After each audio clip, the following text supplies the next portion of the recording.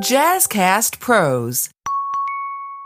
Inevitably, as a business owner, your mind is going to run a little wild. It's going to spin out. It's going to go into the what ifs. It's going to spiral into who am I, imposter syndrome, all the stuff that comes up as you're pushing yourself outside of your comfort zone. In order to help combat that, you need some grounding techniques. You need the muscle to release those thoughts, calm your brain, ground yourself. And today we are talking with Katie Woodruff, who is a journaling tour guide and is going to actually end this episode with a beautiful guided meditation. Welcome to High Vibe Table Talks, the podcast to help you, the cautiously ambitious woman, remove mental barriers and take action now so that you can achieve your high vibe desires. I'm Rashawn, your high vibe curator, cheerleader, and accountability partner. As a wife, a mother, and an entrepreneur who recently quit my job to follow my dreams, I understand why you may be hesitant to throw caution to the wind and take that leap. So without further ado, let's talk with Katie Woodruff. Hi, I'm Katie, and my business name is called Abundantly Aware. I also have a podcast called Abundantly Aware, but I'm also a journaling tour guide, which essentially means that I get you from starting your journaling practice to hopefully the middle and not the end. And I am located in Toronto, Ontario. I love the title Journaling Tour Guide because I think that there's a couple things that I think of when I hear that, and people know what to expect with a tour guide when it comes to places. And people can look at journaling, especially if you're new to it and are like, I don't even know where to start. And that's where working with someone like you and your journal and things like that are so beneficial because you're able to guide them and help them get to, like you said, the middle of where they want to be and just really a lot more comfortable with something that can feel uncomfortable when you first start. You're totally right in that people just know what a tour guide is. And that's kind of why I use that term. And I think of it like an art gallery. So you have a tour guide in the art gallery and they take you through each piece and they explain the piece to you, but then they leave you to think about how you feel about the piece, what it brings out for you, and then you coalesce again and you talk about it and they bring you through each piece in the museum and you can come back or you can go to different ones. And that's kind of how I explain the programs that I create and the journals that I create. It's like a different experience every time you come in. Mm-hmm. And just like art is very subjective, it's very Definitely. personal. It pulls on your life experience and your perspective, your paradigm, and that's very similar to journaling. It's very internal and intrinsic and based on what you're currently going through. So that's a great example. Yeah, 100%. I don't think that we should be put into boxes when it comes to journaling or told how to do it, to be honest. I think that we should be given examples, prompts, and examples on how to do it, and then take what resonates with us and go forward. Mm-hmm. So can someone have a bad journaling experience? I don't know. I don't think that I ever have, but I think it just depends on the thing that you're journaling on specifically, right? Like maybe it brings up something terrible and you don't know how to go forward with it and you don't know how to work through it after the fact, or you don't have other tools in your tool belt, like, I don't know, a meditation or a walk or someone to also speak with. But ultimately, I don't think I've ever had a bad experience. Yes, it's made me feel achy at times, but I use things, I have things in my tool belt to move me past that and to move me around that. I heard this from someone else. Parenting. So I parent myself on the pages. So if something really terrible comes up, I parent myself through it after the fact and reassure myself that I'm okay and I'm safe and that the pages are here to support me. I do call the pages my sanctuary. So I don't know if I would be able to consider it ever a bad session. Yeah, it's interesting. A lot of conversations that I've had with different entrepreneurs on this podcast, what comes up is relationships with obscure feels like the wrong word, but you have a relationship with those pages and you are interacting with them not as you're this physical thing that I am writing on. It's like you're here to support me. I'm here to like use you as an energetic exchange. Yeah, I kind of see it like it's an extension of myself. Like the pages are an extension of myself, and it's a way to just like move through feelings, because I call myself an overthinker because I am. When it's like stuck in your head, I can't move through it. That's also why that I bring people to, like, you don't necessarily have to bring it to pages. You can go in your voice memos in your phone and speak to your phone. I do it all the time. Granted, I think I end up deleting those ones, whereas my journals, I have every single one of them. The Sunday that just passed marked 1,000 days that I've journaled in my journal. And I have every single one of them stored away.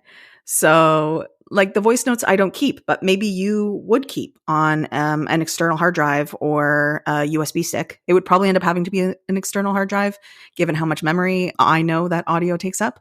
But yeah, like I don't see what's wrong with processing it that way instead of on the pages. But I choose the pages just because they feel most supportive to me. And that's amazing. 1,000 days. That's incredible. And that, I mean, talking about consistency and showing up, and like, I'm sure that some sessions were better than others, and some things may have brought up more questions than answers. And I'm sure there were many days where it's like, okay, I guess like not necessarily in the zone, but that's not what it was about. Yeah, no, I like to set boundaries. I walk you through how to do that in my physical prompted journal that I have available on Amazon. Like, I like to set boundaries around my journaling practice. So one boundary I have is zero pressure. There's zero pressure to write any amount of words. There's zero pressure to write any amount of pages, because if you've heard others that speak about journaling, they like force you into a box of you must write 3 pages every single morning. And just sometimes I don't want to. And sometimes like the only moment that you have, like I've set it into my routine, but sometimes the only moment that you have is like 5 minutes before your kids get off the bus, or 4 minutes before your next call, and you just need to get something out of your head and onto the pages. And I don't see what's wrong with that. And that's why I put zero pressure on it whatsoever. My pages do usually end up being, sometimes I write, I don't know what to write, but most of the time it ends up being like a paragraph or a page. And then sometimes, I've already journaled for the day. And then at nighttime, I'm like, oh, I just got to work through this right now. And so I write. Yeah. Your journal, which I'll put the link to in the show notes, because it's gorgeous. It's so I actually have a copy right here because I'm at my desk. So I'll show everybody who's watching, because I know that some people listen, but this is it.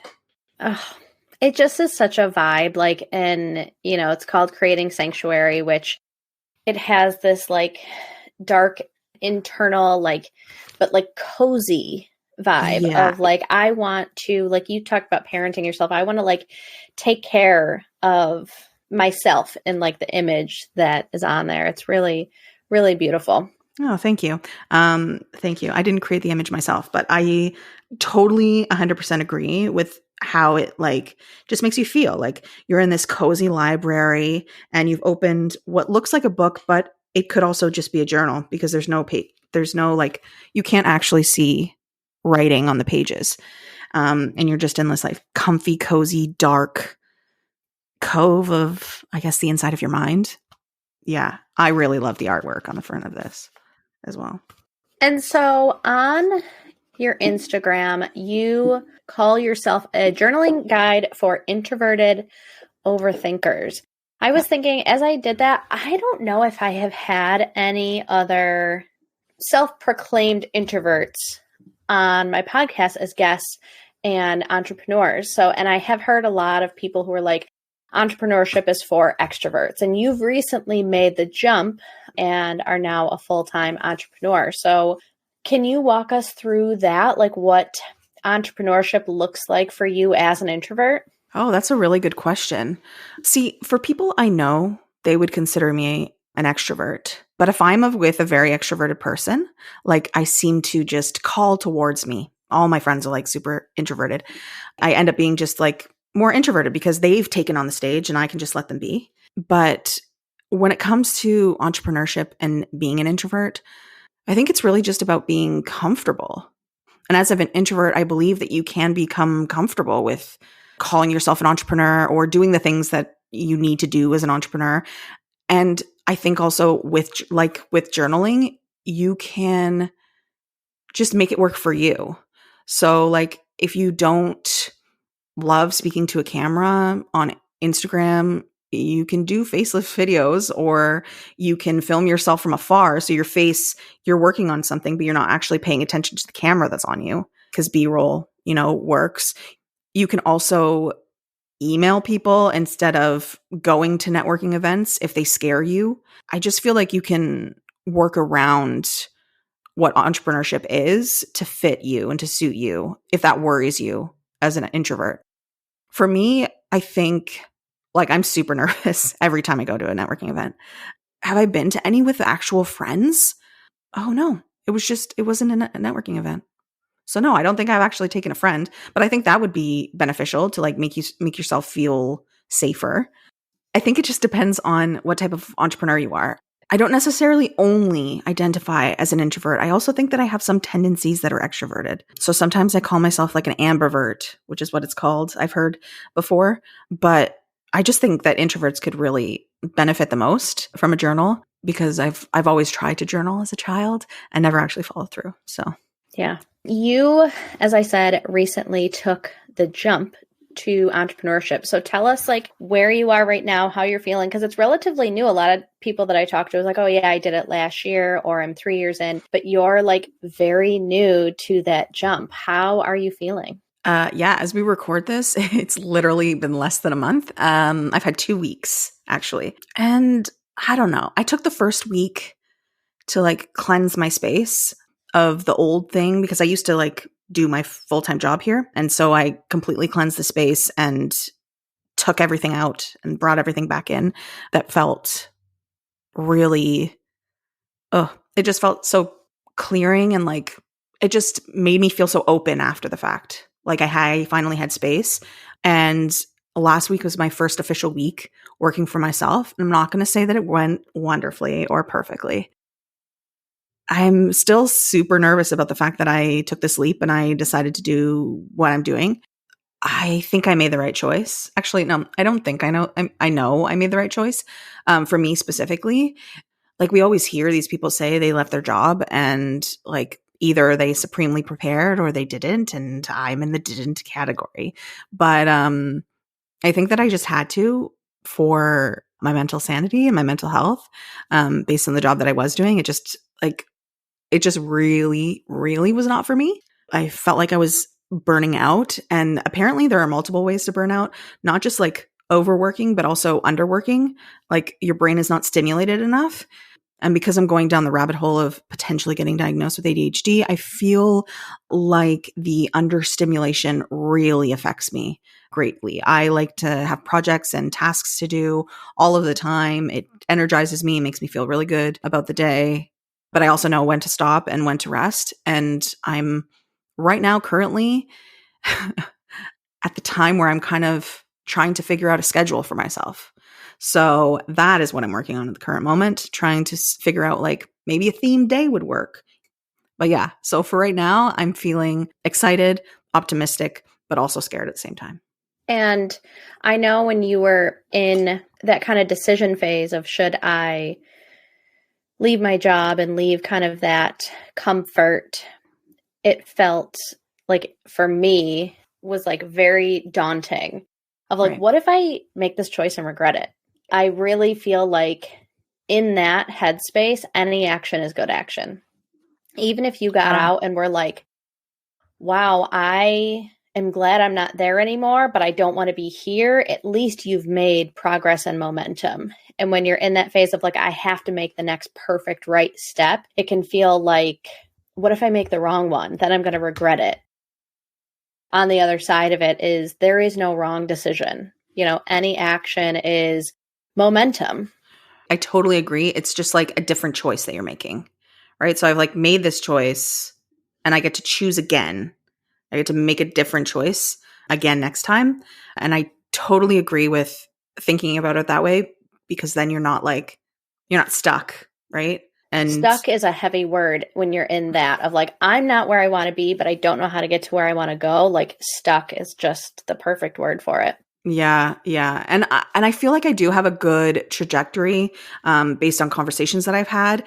And I also feel that like stepping into entrepreneurship, the first time I did it, because I've done it before, serial entrepreneur here, but I feel like having a community of people that you can talk to about what's going on in your mind and what's going on in your business is extremely helpful, like more than I can even put into words. I don't think I could really put it into words, but it's extremely helpful. Yeah. So if someone were to say like, oh, well, I'm especially a solopreneur who's doing it all themselves and Right. our to-do lists are never ending and there's always like more that we could do, journaling, meditation, grounding efforts feel like they are important, but they're not urgent. And there's so many other urgent things on our desk and our list. Right. What would you say to someone like who's like, I have too many things to do. I can't add journaling and meditation or grounding exercises into my day-to-day routine? Well, part of me, my first inclination when I heard that question was that that's kind of like a lie. I don't know. I completely understand because I am a rusher and we've got to do this and I've got to do this all the time. But the person has thought about it, right? The person's thought about adding journaling into their life, adding meditation into their life, adding some grounding exercises into their life. So if you've thought about it, then you're aware of it. And I feel like being aware is your first step. And that's why, my business is called Abundantly Aware, because I believe that awareness is the first step. And now that you're aware of it, you can add those small little things. And it doesn't have to be huge, which I know is hard because sometimes you're like, oh, just a minute of meditation feels like I haven't even done it. But once you're aware, then you can create like affirmations that you tell yourself. I'm a big affirmation person. I constantly tell myself like, you are rushing right now. You need to stop. You need to think. I know that you have 20 things on your list right now. Like yesterday, for instance.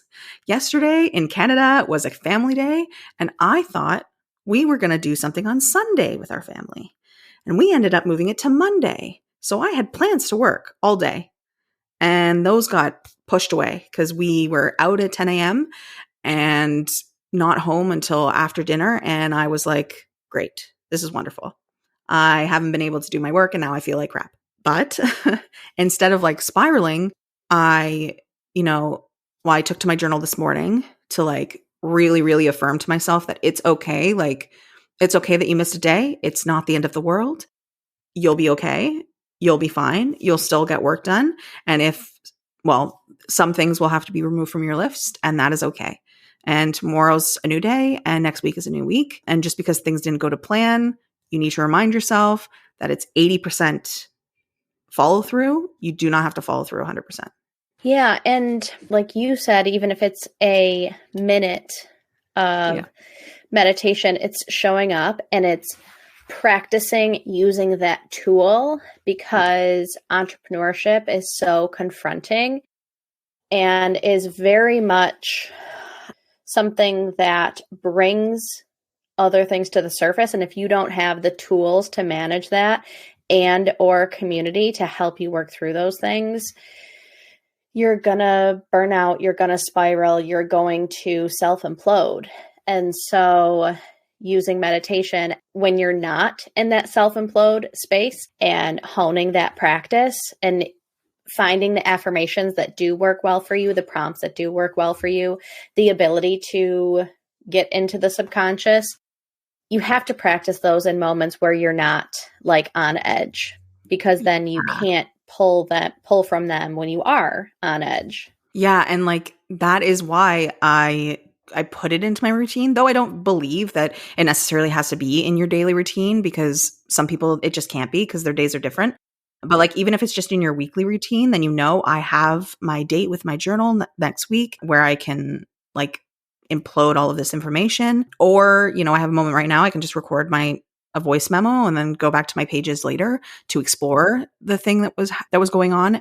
And that's actually partly why, like, the first time I was an entrepreneur, it was so much different than how I feel now because I didn't have that community and I didn't have my journaling at that point. And it's something else that I teach people is like, have a bank of questions, have a bank of prompts that you can ask yourself on the days when it feels like you don't have enough time. And you don't even have to have a big journal. Like you can just buy one of these pads and you can have a sticky note and that's your journaling for the day. You don't have to keep your journal. You don't have to keep a journal. You don't have to keep all of your writings. If you just write down on the sticky note how you're feeling in the moment before you get to your to-do list, I think that your day will also just go smoother. Mm-hmm. And you'll be less anxious. One thing I want to pull from there too is that like you're a better entrepreneur because you have this toolbox to pull from. Right. And so it can feel like, oh, I have all this other stuff to get done, but you're able to show up as your best and most grounded and most vibrant self because of this practice that you have, that you worked on day in and day out. Like you said, not everyone has to have it daily, but some sort of scheduled space to do it. Yeah. Normally at this point in the podcast, we do lightning round questions, but Katie and I were prepping for this and thought it'd be a really cool opportunity for her to do one of her meditations to end this episode. You haven't experienced meditation previously, dip your toe in. It's 3 minutes. And if you have, it's a nice way to kind of ground yourself for the rest of the day. So first, before we start that, where can people find you, Katie? All right. So the best place to find me is on Instagram at Abundantly Aware. You can also find my podcast. I have later episodes. Some are including meditation episodes, and they're like maybe the longest meditation I think I have recorded is about 10 minutes. So you can find me also at Abundantly Aware on YouTube, but also Spotify, Apple Podcasts, wherever you get your podcasts. Perfect. We will link all those in the show notes below. And now I will hand it over to Katie. Awesome. Thank you so much, Marshawn. Thank you. Okay. All right, everybody. So if you want to make sure that you're in a comfortable seated position, and you can either close your eyes or you can find a spot ahead of you to focus on, I'm going to take you through a grounding exercise that hopefully will bring you towards feeling more grounded. I want you to place your feet flat on the floor, and you can rest your hands in your lap, and you can have palms facing up or down, whatever feels most natural to you. And we're going to start how I start all my meditations with 3 deep breaths in through your nose and out through your mouth on a count of 3. And I want you to let all of any tension you may be feeling, and don't forget to drop those shoulders down as we take a deep breath in. 1, 2, 3, out. 1, 2, 3, in. 1, 2, 3, out. 1, 2, 3, one final in. 1, 2, 3, out. 1, 2, 3. Continuing to breathe at your natural rhythm. I want you to bring your awareness to your body, feeling the weight of your body on the chair or cushion that's beneath you. I want you to notice any sensation you may be feeling, the warmth of your hands, the gentle rise and fall of your chest as you breathe. Now imagine roots growing from the soles of your feet, and they're extending down into the earth below you. Feel these roots anchoring you firmly to the ground, providing you with stability and support. With each breath, imagine drawing up the earth's energy through your roots, filling your body with a sense of strength and grounding. I want you to feel this energy flow through you, nourishing you from the inside out.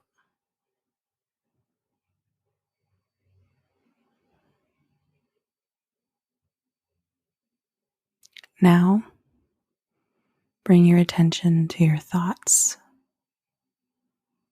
Notice any thought that arises without judgment and gently let them go, like clouds passing in the sky.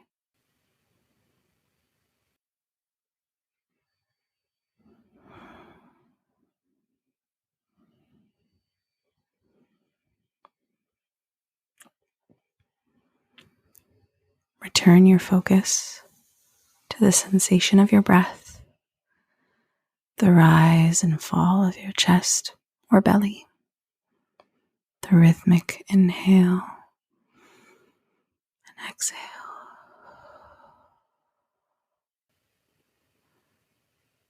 Take a moment to appreciate this feeling of groundedness that you've created within yourself.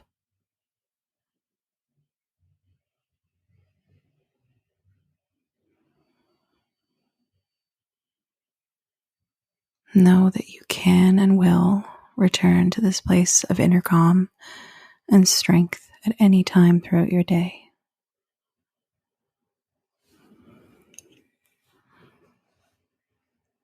We're now going to take one final deep breath in. 1, 2, 3, and out. 1, 2, 3. And you can slowly open your eyes. Bring your awareness to the space around you. And I want you to carry this sense of grounding with you throughout your day, knowing that you are supported and centered.